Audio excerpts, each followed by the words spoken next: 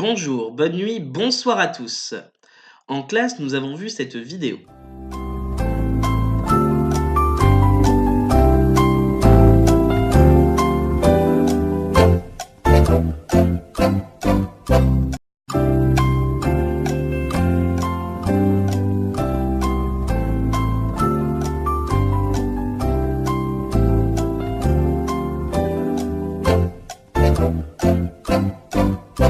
Le théorème de Pythagore fait le lien entre un triangle rectangle et les carrés qui sont formés par ses côtés. Du coup, tout simplement, on a vu que le grand carré, c'était égal aux deux petits carrés. On peut résumer ainsi le théorème de Pythagore. Un triangle rectangle implique l'égalité, donc CA au carré égale AT carré plus CT carré dans notre exemple. Mais ça fonctionne aussi à l'envers, l'égalité implique le triangle rectangle. En revanche, quand on n'a pas l'égalité, on n'a pas de triangle rectangle. Commençons par un exemple, le triangle rectangle MDR. Le triangle est rectangle, je peux appliquer le théorème de Pythagore.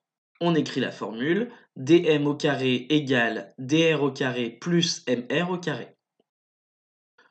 On ne va pas laisser la formule comme ça, on met les valeurs à la place et on fait les calculs.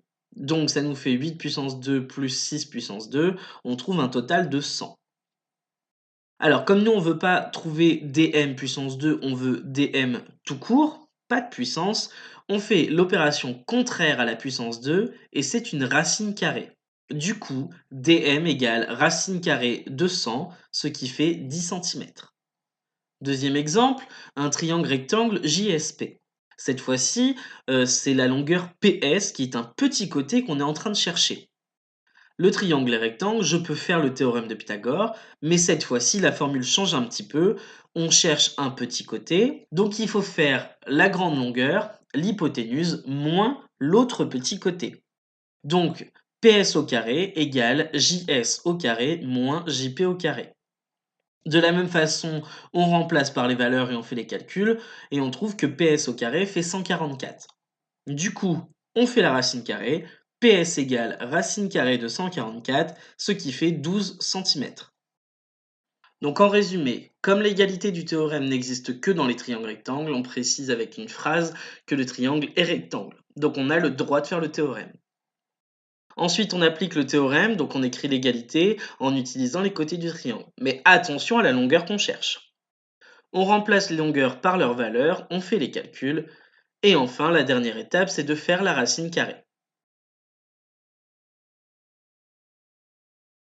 Le théorème sert donc à calculer une longueur dans un triangle rectangle. Parfois, la question, c'est de savoir si le triangle est rectangle ou non. Donc, on a besoin de savoir si l'égalité du théorème, elle fonctionne ou est-ce qu'elle ne fonctionne pas. Donc, un exemple, le triangle WSH. On va calculer la plus grande longueur, le supposé hypoténuse. Ici, c'est HS avec 35 cm. Donc, on calcule HS au carré et on trouve 1225. On va calculer les deux plus petites longueurs ensemble, pareil, à la puissance 2, et on trouve un total de 1184. Conclusion.